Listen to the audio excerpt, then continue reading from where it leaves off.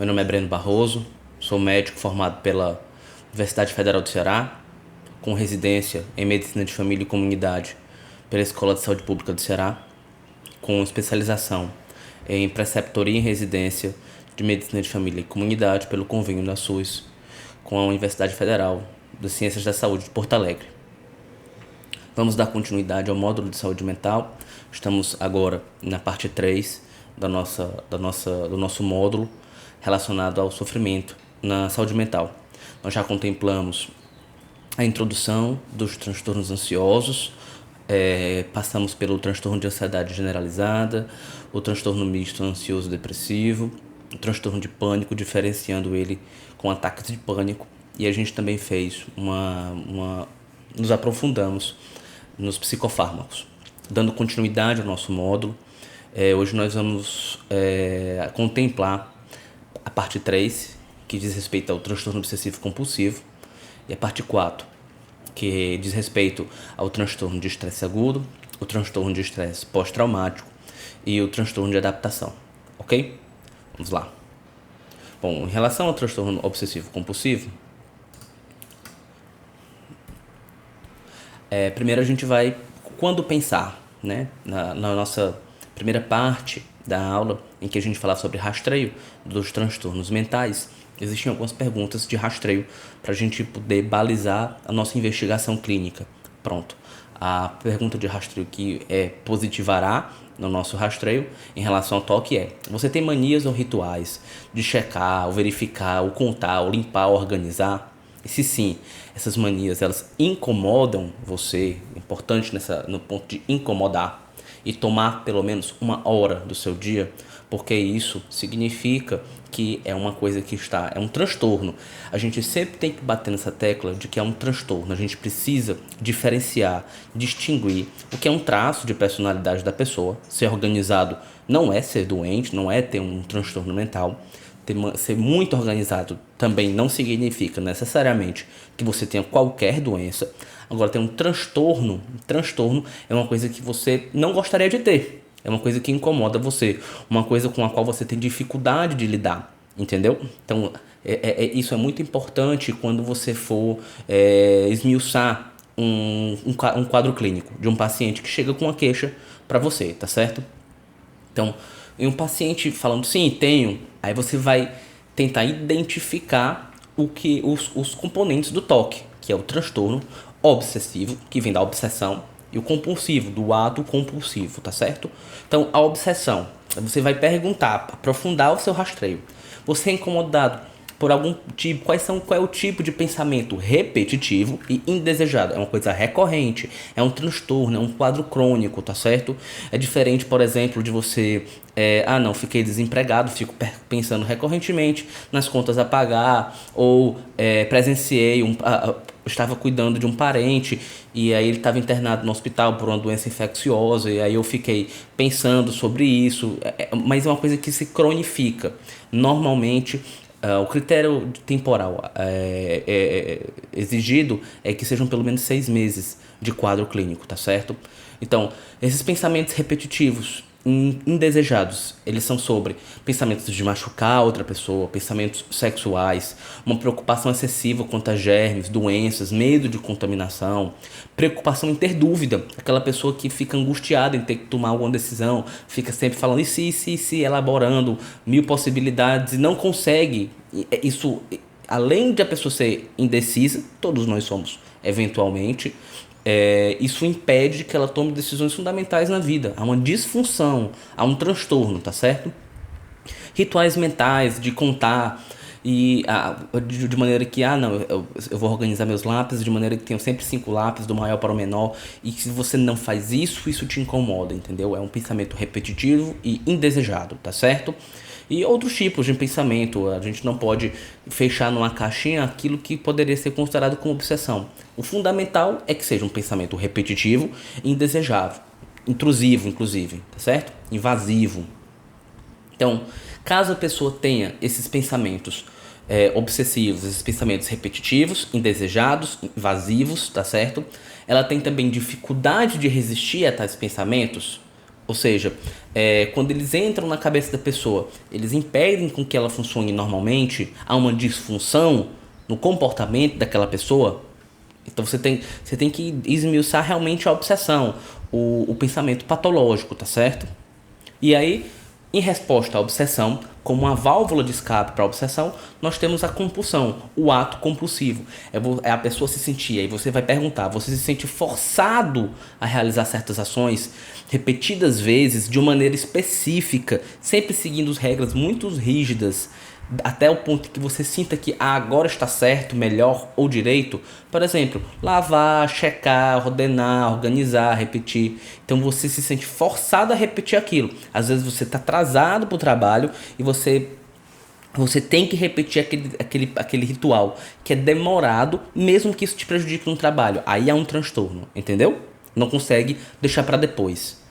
Então, caso exista um desses rituais, eles estejam presentes na pessoa, você tem dificuldade de resistir à urgência em realizar, então se a pessoa for muito organizada de maneira que ela gosta sempre de deixar as coisas no mesmo local, mas hoje ela acordou atrasada, hoje ela perdeu o horário, ela tem que sair para o trabalho logo. Então, um dos grandes pontos definidos na sua história é ela consegue evitar que se atrase indo para o trabalho logo e deixando para organizar depois, ou não, ela não consegue fazer isso. Então são esses tipos de informação que você precisa colher na história do paciente, tá certo?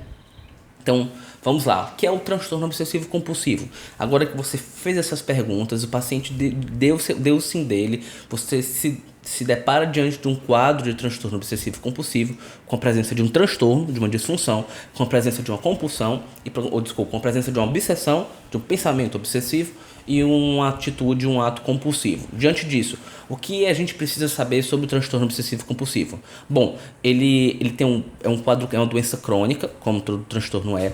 Ela tem uma instalação precoce. Um quarto dos pacientes já apresentam sintomas ao final da infância, por volta dos 10 anos de idade, e o diagnóstico é dado relativamente precoce também, em média aos 20 anos de idade, no início da vida adulta. Então, nós temos esse fator que diferencia dos outros transtornos de ansiedade e transtornos depressivos, a idade muito precoce do diagnóstico. E ele é um transtorno incomum, já no CID-11 ele já foi separado da classificação dos transtornos ansiosos, mas apesar disso, ele é um transtorno grave, com muita disfunção, com muito impacto nas relações interpessoais. Lembre-se sempre disso, uma pessoa ser organizada não necessariamente é uma doença, mas quando isso impacta que ela consiga ter relação com outras pessoas, ela não consegue ficar no mesmo ambiente de uma outra pessoa, porque essa outra pessoa, ela organiza as coisas diferente de como eu gosto. Isso aí é uma disfunção, aí é um impacto social, e isso aí são dicas, informações importantes para o seu quadro clínico, tá certo? E como existe esse pensamento, essa disfunção, esse sofrimento recorrente, persistente, existe uma alta taxa de comorbidade com outros transtornos mentais. Então vamos lá. Como é que a gente vai fechar o critério diagnóstico do transtorno obsessivo compulsivo? Primeiro, a presença de obsessões e compulsões. A obsessão é aquilo que é chamado de pensamento, imagem mental, recorrentes, persistentes, invasivas, desagradáveis, que causam sofrimento. E a compulsão é aquele ritual, é aquele comportamento e que a pessoa precisa fazer, ela se sente compelida a fazer em resposta a uma obsessão, sempre de acordo com regras rígidas, para que ela consiga se sentir aliviada, certo? Esses rituais, os atos, a compulsão, eles são necessários tanto para evitar quanto para aliviar o sofrimento dos pensamentos intrusivos. A pessoa, às vezes, para evitar que venha o pensamento obsessivo, ela vai, às vezes, fazer todo um certo ritual, uma posição, eu tenho que demorar exatamente 1 minuto para poder sair de casa, e eu preciso deixar tal posição, o sapato, se não tiver, eu me sinto mal. Eu presenciei um colega que compartilhou comigo um quadro de um paciente com TOC, que a paciente ela tinha uma lista de sintomas, de queixas. A lista era em ordem decrescente de tamanho de palavras e ela não podia ser interrompida no meio da anamnese. Ele não podia fazer perguntas, porque se ele a interrompeu, a paciente sofria, né? Ela não tinha que recomeçar desde o começo. Eu peguei um outro caso de uma paciente em que ela desenvolveu pensamentos obsessivos compulsivos em relação à filha e ao relacionamento da filha com o rapaz. Ela pensava recorrentemente em juntá-los. Eles namoraram, se separaram e a paciente ficava pensando todos os dias, o tempo todo. Ela acordava e dormia pensando em como juntar de novo a filha com o rapaz.